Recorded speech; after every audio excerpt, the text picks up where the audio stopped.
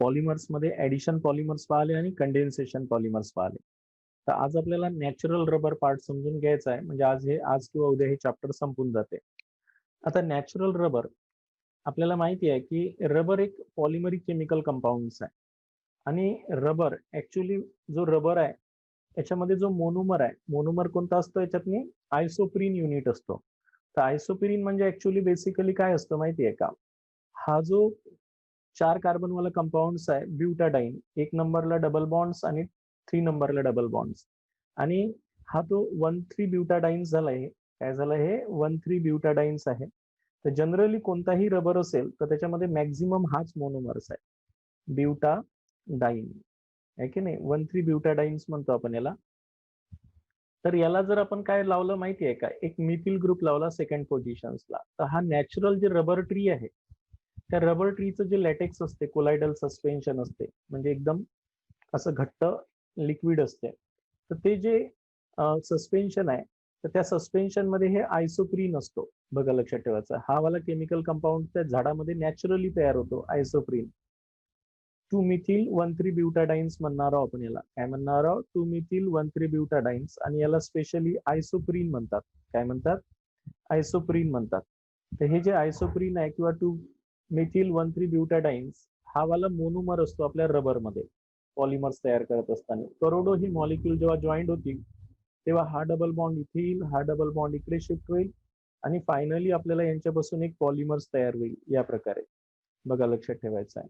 अशा प्रकारे हा पॉलिमर्स तयार होईल. करोडो मॉलिक्यूल एकमेकांना जॉईंट होतील आणि पॉलिमर्स तयार होईल. तर this is called as natural rubber. This is the natural rubber. Natural rubber basically काय आहे मग? पॉली आयसोप्रीन आहे. खूपदा आयसोप्रीन युनिट जॉईन झालाय म्हणून पॉली आयसोप्रीन. पॉली आयसोप्रीनलाच आपण काय म्हणतो? नॅचरल रबर म्हणत असतो. तर हे 6 पोझिशन्स मध्ये जेव्हा अरेंज होतील तर 614 पॉली आयसोप्रीनला आपण काय म्हणत असतो? नॅचरल रबर म्हणत असतो. लक्ष ठेवा. आता हे 6 कसं अरेंज होत असते? तर हे कार्बन कार्बन डबल बॉन्ड दिसते तुम्हाला. तर या कार्बन कार्बन डबल बॉन्डला जर सेम साइडनं CH2 ग्रुप आले असे, आहे की नाही? CH2 ग्रुप जर सेम साइडनं आले आणि एक CH3 आणि एक H, अशा प्रकारे सपोज हाही जॉईंट होता आणि CH2, आहे की नाही? डबल बॉन्ड C, पुन्हा हा CH2 असा जर सेम साइडनं आला तर यांना म्हणत असते सिस. कोणती पोझिशन्स म्हणत असते? सिस पोझिशन्स म्हणत असतात. हे एक आयसोप्रीन युनिट आहे, हा एक आयसोप्रीन युनिट आहे ना? असे लाखो आयसोप्रीन युनिट होऊन जॉईंट होऊन सिस कंडिशन्स मध्ये तर नॅचरल रबर तयार होत असते. हे ऑलरेडी रबर ट्री मध्ये तयार होते. कशामध्ये? रबर ट्री मध्ये तयार होत असते. आणि रबर ट्री मध्ये जर तयार होत असेल, आहे की नाही, तर नॅचरल रबर म्हणणार आहोत आपण याला. आणि म्हणूनच नॅचरल रबर विषयी थोडक्यात माहिती जर आपण ऐकायची असेल तर अशा प्रकारे नॅचरल रबर जो असतो आहे ना, तर basically natural rubber it is obtain from the rubber tree as a latex in the form of colloidal suspension.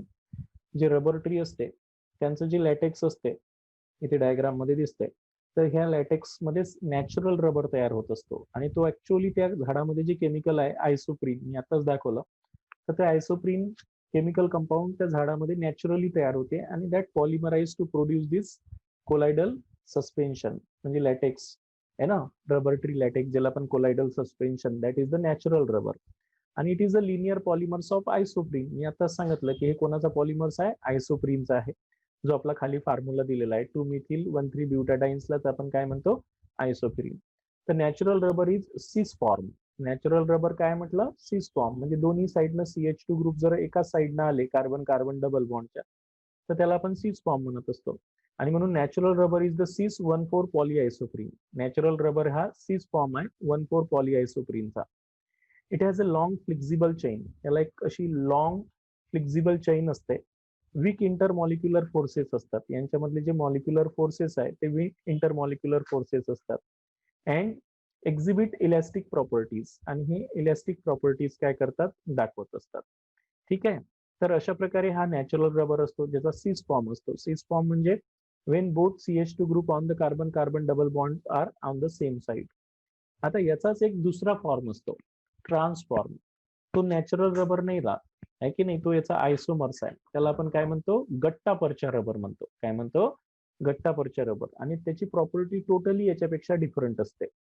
It is naturally occurring आयसोमर्स of rubber. हा सुद्धा नॅचरली ऑकरिंग आयसोमर्स आहे रबरचा, आहे की नाही.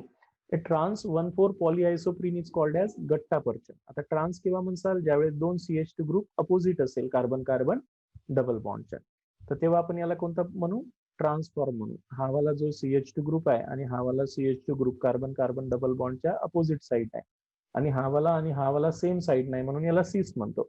तर हे सिस वाला आपला नॅचरल रबर आहे. Cis 1,4 polyisoprene is called as natural rubber.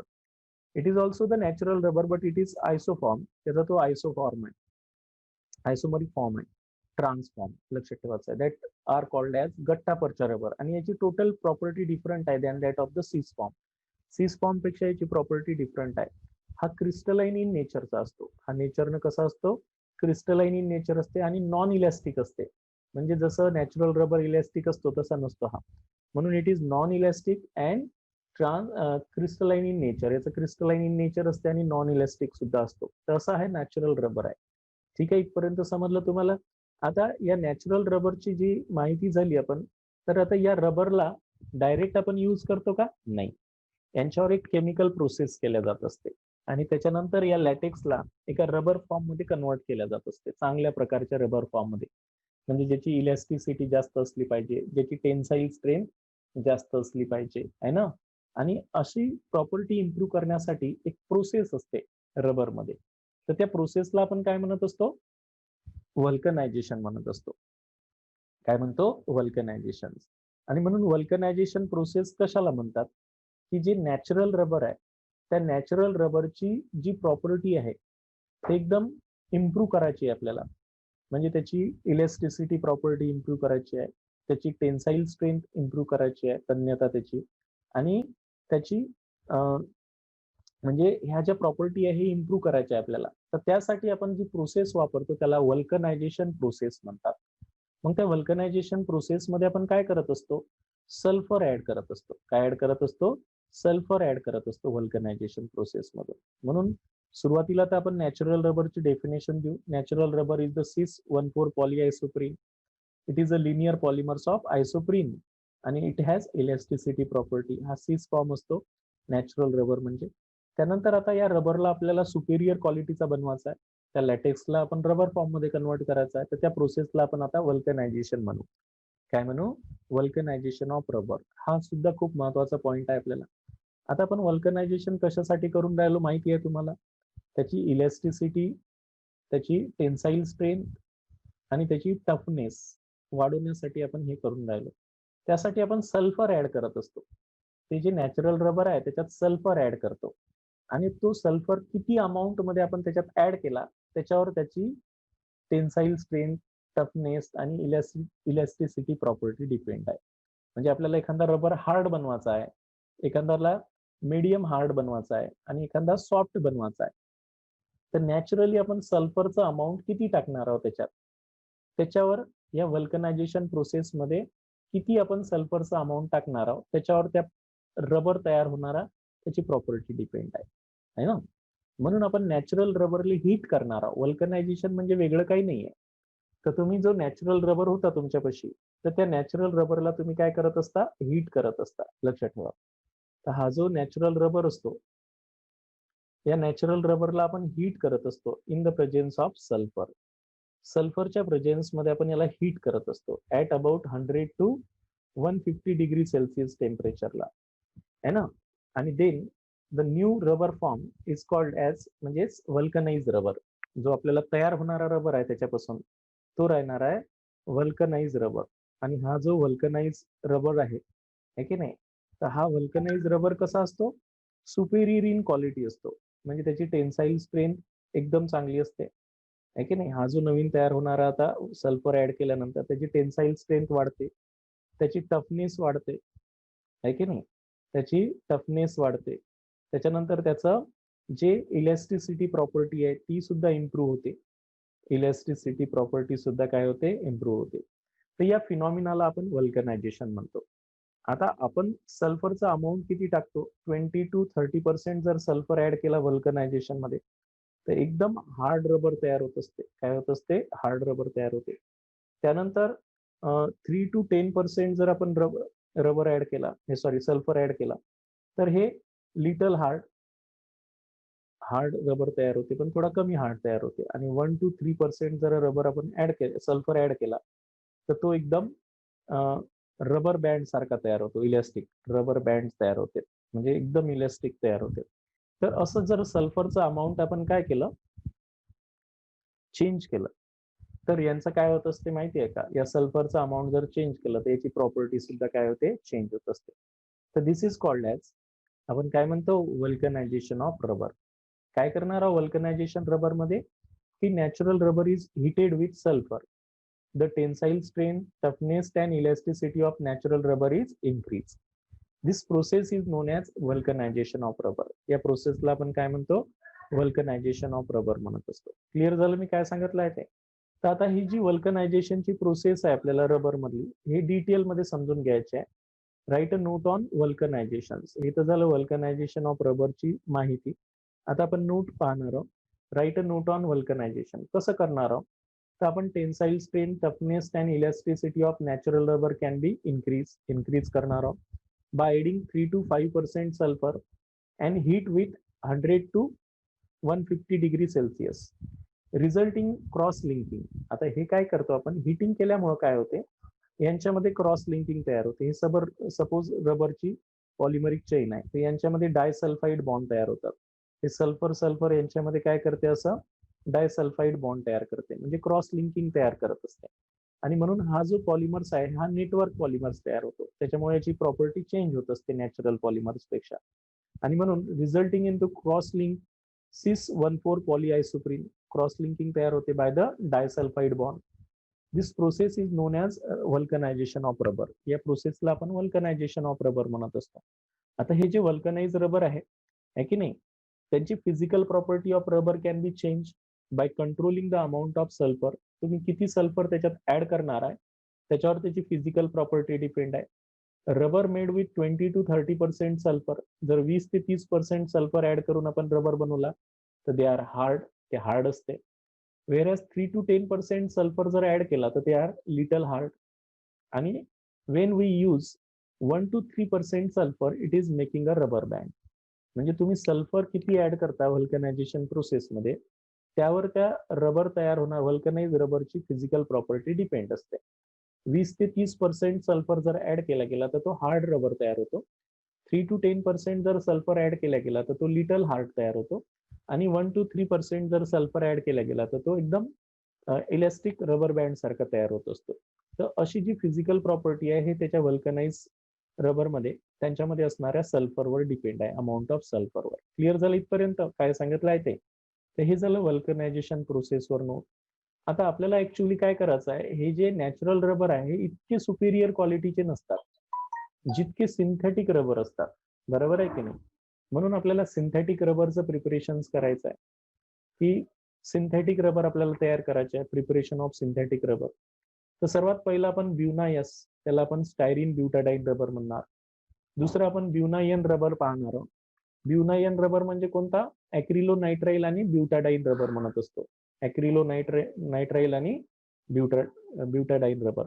तिसरा निओप्रीन रबर म्हणजे 2-chloro-1,3 ब्युटाडाईन, हा पाहणार आहोत, त्यालाच आपण क्लोरोप्रीन म्हणणार आहोत.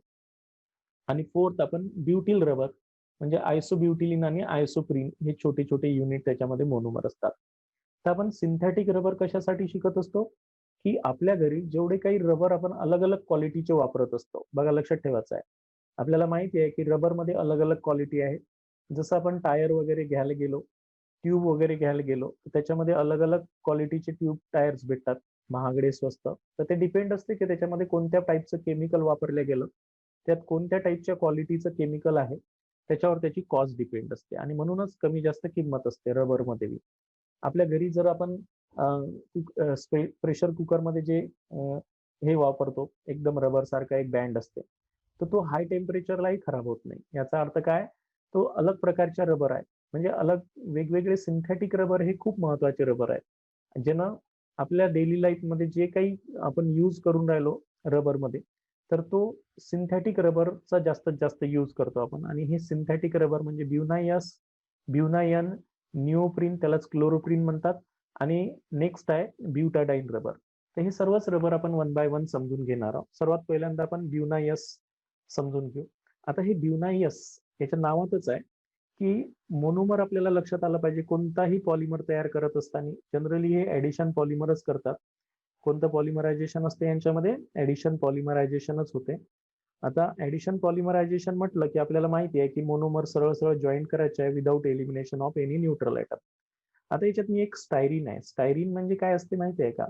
बेन्झीनवर CH2 double bond CH double bond CH2 याला आपण स्टायरीन म्हणत असतो. हा एक मोनोमर असतो. बघा लक्षात ठेवायचा आहे. स्टायरीनचा फॉर्म्युला लक्षात आला पाहिजे. आणि दुसरा ब्युटाडाईन. ब्युटाडाईन म्हणजे की ब्युटेन म्हटलं की 4 कार्बन, डाईन म्हटलं की 2 डबल बॉन्ड 1 आणि 3 पोझिशन्सला. तर हे झालं फॉर्म्युला ब्युटाडाईनचा आहे ना. तर हे झालं ब्युटाडाईनचा फॉर्म्युला. तर हे एन नंबर मध्ये घेऊ आपण आहे ना. एक ब्युटाडाईन्स आहे याच्यात नाही. ब्युटाडाईन 1,3 ब्युटाडाईन म्हणू शकता तुम्ही याला. 1,3 ब्युटाडाईन आणि हा स्टायरीन यांचं पॉलिमरायझेशन करणार आहोत in the presence of peroxide catalyst है ना. K2S2O7 है ना.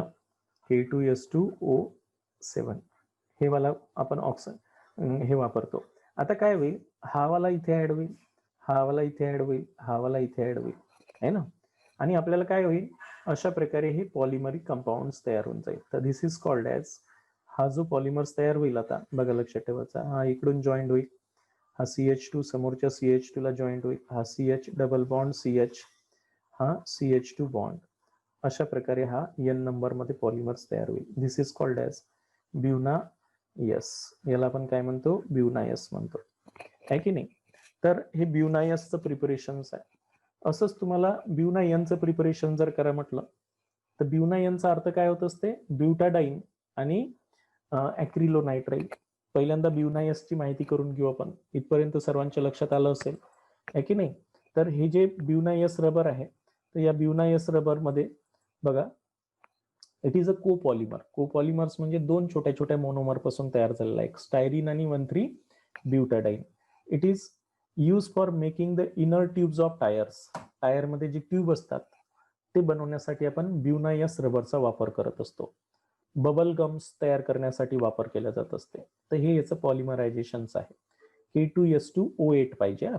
हा परऑक्साईड आपण वापरत असतो आणि ब्युना यस टाईपचा रबर तयार करतो पॉलिमरायझेशन. आता दुसरा आहे आपला ब्युनायन रबर. आता ब्युनायन याच्या नावातच आहे. ब्युना म्हटलं की ब्युटाडाईन, बरोबर आहे. एक तर युनिट काय राहणार आहे? 1,3 ब्युटाडाईन्स राहील.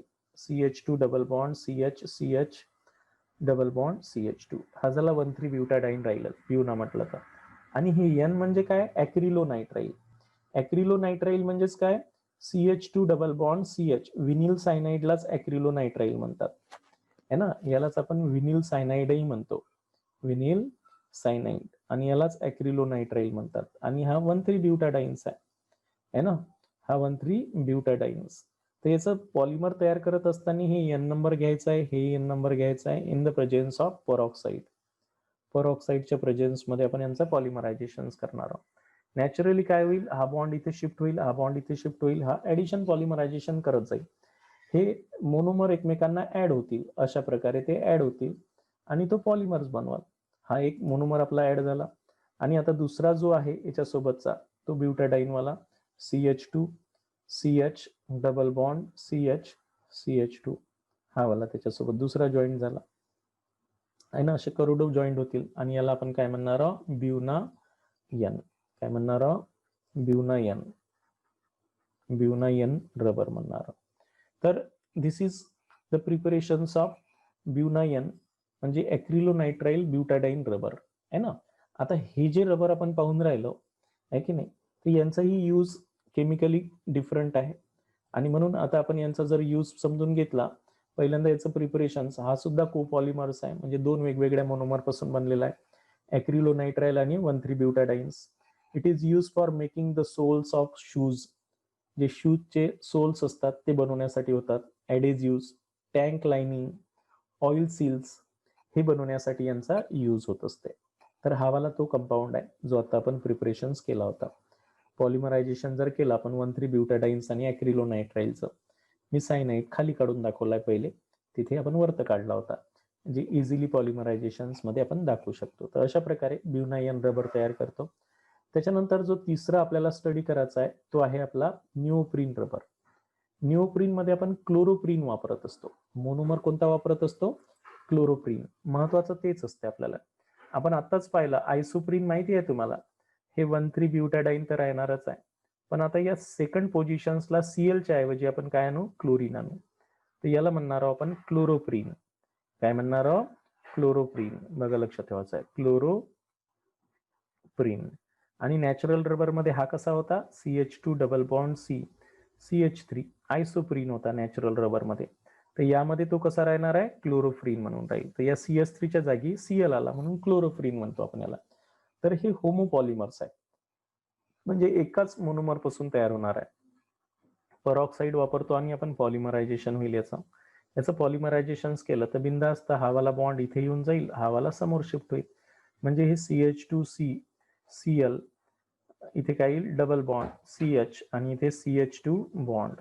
असे हे लाखो मॉलिक्यूल जॉईंट होतील. तर that is called as poly chloroprene म्हणू आपण याला. त्यालाच पॉली क्लोरोप्रीन. आणि यालाच आपण निओप्रीन रबर म्हणतो. काय म्हणतो? निओप्रीन रबर. आता हे निओप्रीन रबर केमिकली इनर्ट असते आणि केमिकल कंटेनर बनवण्यासाठी याचा वापर केला जात असते.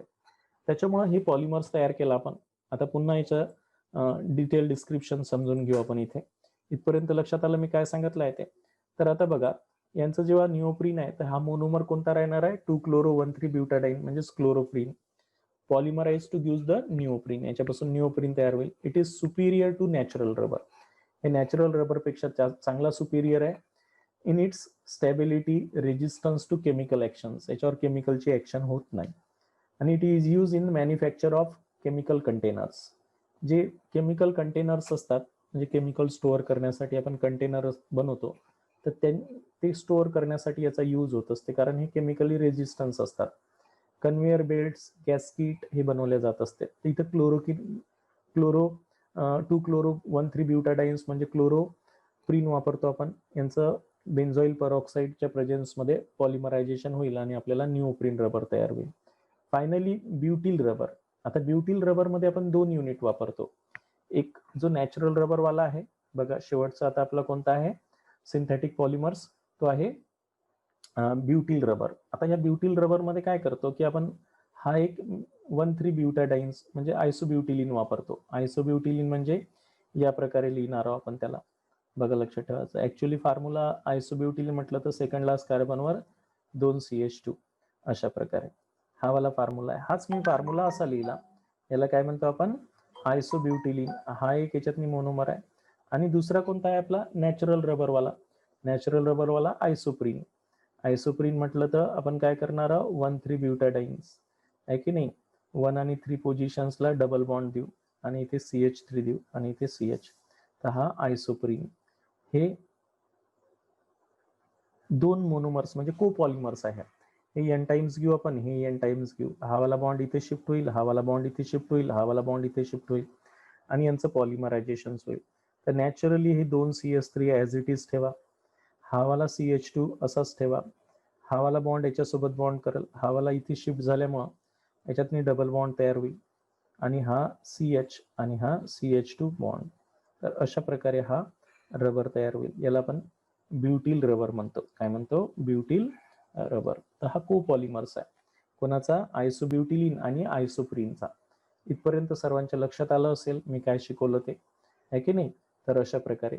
तर हेच आता आपण इथे समजून घेऊ कशा प्रकारे होऊन राहिलं आहे ते, है ना. आताच आपण पाहिलं की हे ब्युटिल रबर मध्ये कोपॉलिमर्स आहे, तो आयसोब्युटिलिन आणि आयसोप्रीनचा. A mixture of two monomers are heated at about 100 degrees Celsius in presence of anhydrous AlCl3 catalyst. आणि मिथिल क्लोराइड हे सॉल्व्हंट वापरत असतो. आणि यांचं जर आपण पॉलिमरायझेशन केलं तर we get butyl rubber. It is also use for making the inner tubes of tyres. जे टायर्स मधले इनर ट्यूब्स असते ते बनवण्यासाठी यांचा काय होत असते? यूज होत असते. तर this is all about the synthetic rubbers. Synthetic rubber मध्ये आपण 4 सिंथेटिक रबर पाहिले. एक ब्युना यस, ब्युना एन, निओप्रीन आणि एक ब्युटिल रबर. आणि नॅचरल रबर, वल्कनायझेशन ऑफ रबर हे डिटेल मध्ये इथे समजून घेतलेलं आहे. आता मला असं वाटतं की तुम्हाला यामध्ये काही अडचण नसेल, पण केमिस्ट्रीमध्ये एक महत्वाचं आहे, जोपर्यंत तुम्ही लिहून नाही काढत तोपर्यंत तुम्हाला काहीही येणार नाही, बरोबर आहे. आणि त्याच्यामुळं तुम्ही याला व्यवस्थित पद्धतीनं लिहून काढायचं आहे. ठीक आहे. आता याच्यातला फक्त एक शेवटचा पार्ट राहिलेला आहे, तो आहे बायोडिग्रेडेबल पॉलिमर्स. ठीक आहे. तर मग बायोडिग्रेडेबल पॉलिमर्स नेमकं आहे काय? तर बायोडिग्रेडेबलचा अर्थच होत असते जे नॅचरल इन्व्हायरमेंटनुसार, इन्व्हायरमेंटल केमिकलमुळे काय होत असते, डिग्रेड होत असते, डिकम्पोज होते, म्हणजे तो कन्वर्ट होऊन जाईल इनटू द नॅचरल सॉइल मध्ये, आहे ना, बाय द इन्व्हायरमेंटल केमिकल्स. त्यांना आपण बायोडिग्रेडेबल पॉलिमर्स म्हणतो. तर बायोडिग्रेडेबल पॉलिमर्स मध्ये the polymers which disintegrate themself, जे स्वतःच डिसइंटिग्रेट होत असतात after the certain period of time by the environmental degradations are called as biodegradable polymers. त्यांना आपण काय म्हणतो, बायोडिग्रेडेबल पॉलिमर्स म्हणत असतो. तर बायोडिग्रेडेबल पॉलिमर्स मध्ये PHBV, polyhydroxy butyrate co beta hydroxy valerate हा वापरतो. म्हणजे एक बीटा हायड्रॉक्झी व्हॅलेरिक ऍसिड आणि बीटा हायड्रॉक्झी ब्युटेरिक ऍसिड हे मोनोमर असतात. दुसरा डेक्स्ट्रॉन आहे जे आपल्याला सिलेबसमध्ये नाही. तिसरा आहे नायलॉन 2 आणि नायलॉन 6. नॉन बायोडिग्रेडेबल पॉलिमर्स म्हणजे आता जे आपण सिंथेटिक पॉलिमर्स पाहतो, तर ते सिंथेटिक पॉलिमर्स इन्व्हायरमेंटल केमिकलमुळे काय होत नाही, डिग्रेड होत नाही, म्हणून त्यांना आपण नॉन बायोडिग्रेडेबल पॉलिमर्स म्हणत असतो.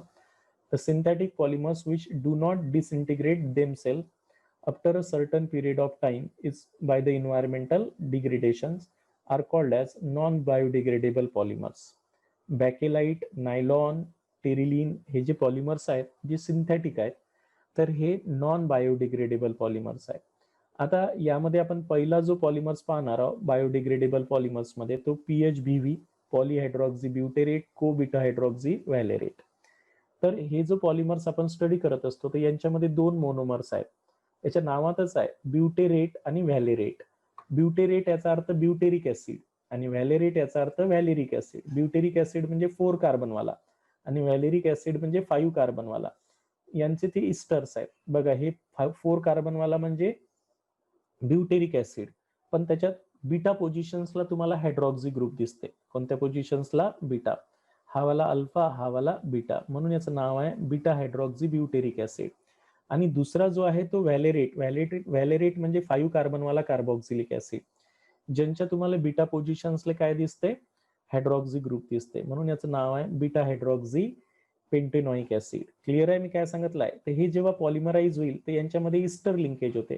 याचा OH ग्रुप आणि त्याचा ऍसिड ग्रुप एकामेकासमोर आणायचा आणि यांचं पॉलिमरायझेशन करायचं आहे. आणि यांचं पॉलिमरायझेशन होऊन यांच्यापासून काय तयार होणार आहे, आपल्याला एक पॉलिमर्स तयार होईल ज्याला आपण PHBV पॉलिमर्स म्हणत असतो. हा वाला बायोडिग्रेडेबल पॉलिमर्स आहे. दुसरा बायोडिग्रेडेबल पॉलिमर्स आपल्याला स्टडी करायचा आहे, तो आहे नायलॉन 2 नायलॉन 6.